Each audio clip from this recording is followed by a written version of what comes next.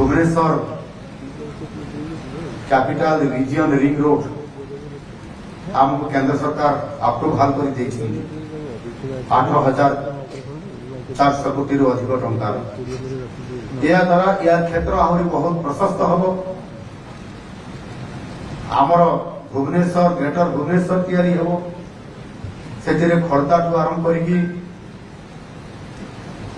खर्दा जटणी ये सब मिशीज कटक पाराती कटक पर चौद्वार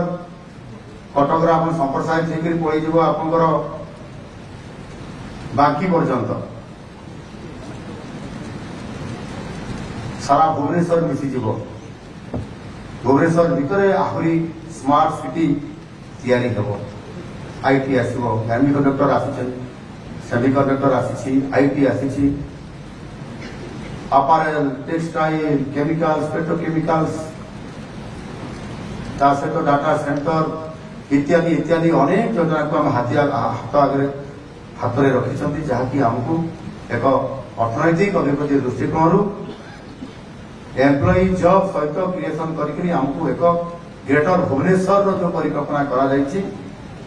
बीसीपीपीआर इकोनॉमिक जो प्लान आम कर द्वारा ये हैदराबाद परी ये भुवनेश्वर दौड़ आपाई सौभाग्य जे आम योजना आरंभ कर